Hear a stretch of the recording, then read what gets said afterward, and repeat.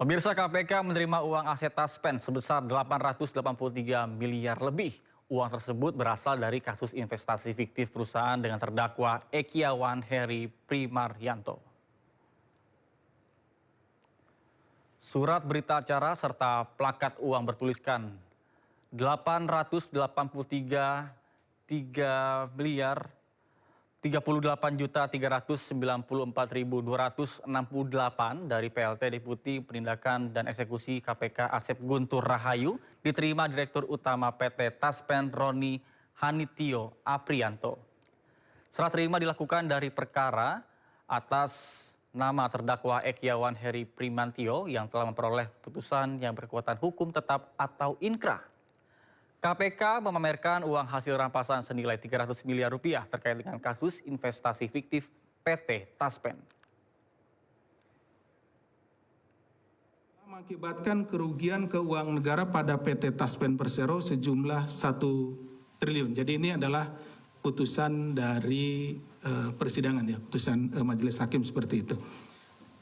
Berdasarkan laporan hasil pemeriksaan investigatif BPK RI nomor 14 LHP 21/04/2025 tanggal 22 April tahun 2025.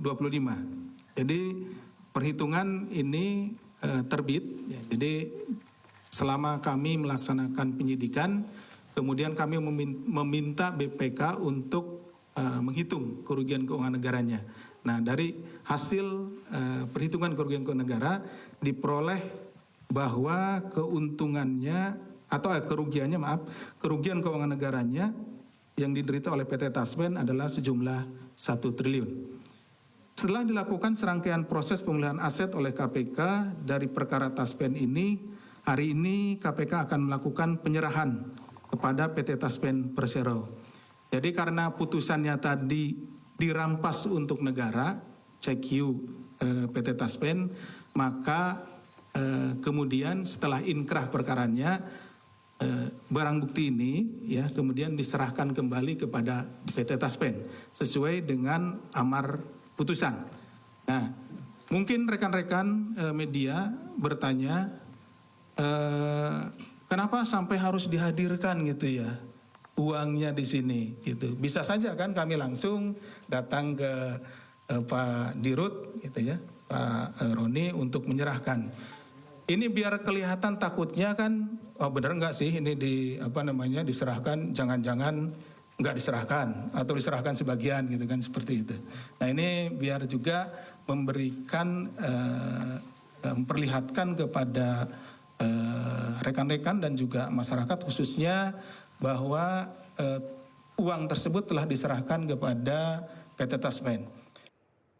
Pertama, atas nama manajemen Taspen, saya menyampaikan apresiasi dan terima kasih yang sebesar-besarnya kepada KPK beserta seluruh aparat penegak hukum atas kerjasama, dedikasi dan sinergi yang telah terjalin hingga terwujudnya proses recovery atau pemulihan aset yang kita saksikan hari ini. Momentum penting yang kita saksikan hari ini merupakan capaian strategis dalam memastikan penguatan pengelolaan aset negara, serta penguatan kepercayaan dan legitimasi institusi di masyarakat. Pada kesempatan yang berbahagia ini kami juga menyampaikan bahwa Taspen telah menerima penyerahan barang rampasan negara nomor BB 1086 berupa unit penyertaan reksadana Insight Tunas Bangsa Balance Fund 2 atau yang kita kenal di market dengan ticker INEX G2 dengan jumlah unit 996.694.959,3 unit atau bila ditranslate ke dalam rupiah jumlahnya adalah 883 miliar. Pemirsa, guna kepentingan penyidikan, Polda Metro Jaya mencekal tersangka tudingan ijazah palsu Jokowi Roy Suryo CS berpergian ke luar negeri. Sementara pihak Roy Suryo CS mendesak kepolisian agar segera memeriksa saksi dan ahli yang dianggap bisa menyeimbangkan proses penyidikan. Istighfar ya, istighfar. Kalau di ambulans itu ada cepat dia suruh cepat. Atau tidak ada. Viral di media sosial, seorang warga yang...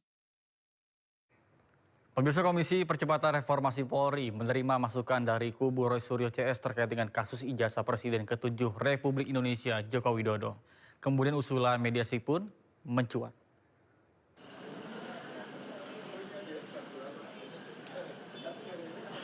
Komisi Percepatan Reformasi Polri kembali menggelar audiensi atau rapat dengar pendapat dengan masyarakat sipil di gedung STIK PTIK Jakarta Selatan. Dalam audiensi kali ini, Komisi Percepatan Reformasi Polri menerima masukan dari kubu Roy Suryo CS soal kasus ijazah Presiden ke-7 RI Joko Widodo. Ketua Komisi Percepatan Reformasi Polri, Jimli Azidiki menyebut kasus ijazah palsu adalah masalah serius. Namun demikian Jimli akan menampung masukan serta akan mengawal kasus tersebut. Berkaitan dengan ijazah palsu. Jadi saudara, ijazah ini adalah masalah serius di Indonesia ini. Jadi mudah dipakai untuk alat persaingan politik. Dan yang kedua, ini tandanya administrasi perijazahan kita, administrasi organisasi dan lembaga publik pemerintahan kita masih sangat buruk. Maka saya tanya kepada teman-teman yang hadir ini termasuk Faisal Askaba, apa solusinya? Coba dipikirkan, kita mau bantu walaupun mereka tidak hadir. Karena ketidakhadiran itu karena kesepakatan kami harus dihormati. Ya, bukan kalau ketemu saya pribadi, ketemu Pak Mahfud, boleh, nggak ada masalah. Tapi rapat tadi nggak bisa, kami udah putus gitu loh. Ini merupakan rapat dengar pendapat kedua yang dilakukan Komisi Percepatan Reformasi Polri dengan masyarakat sipil. Sebelumnya, komisi telah menyerap aspirasi dari Gerakan Nurani Bangsa untuk membuat Polri lebih baik. Tim Liputan iNews melaporkan. Pemirsa, pemerintah menegur 25 platform digital karena belum mengurus perizinan.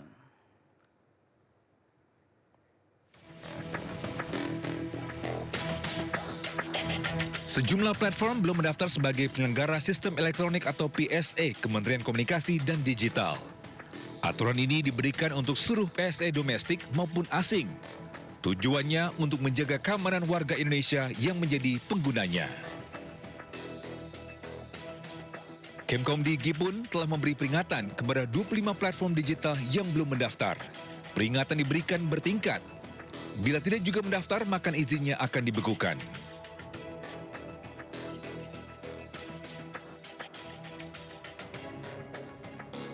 Dari 25 platform digital, ada sejumlah platform yang banyak digunakan di Indonesia. Salah satu yang menjadi perhatian adalah Cloudflare, perusahaan yang menyediakan layanan infrastruktur internet global yang fokus pada keamanan dan performa. Kemudian ada platform penyimpanan bernama Dropbox. OpenAI yaitu ChatGPT juga kena tegur. Tak hanya itu, platform untuk belajar bahasa Duolingo juga terancam dibekukan. Platform Get Images hingga Wikimedia Foundation, penyedia Wikipedia dan Wiktionary juga terancam dibekukan.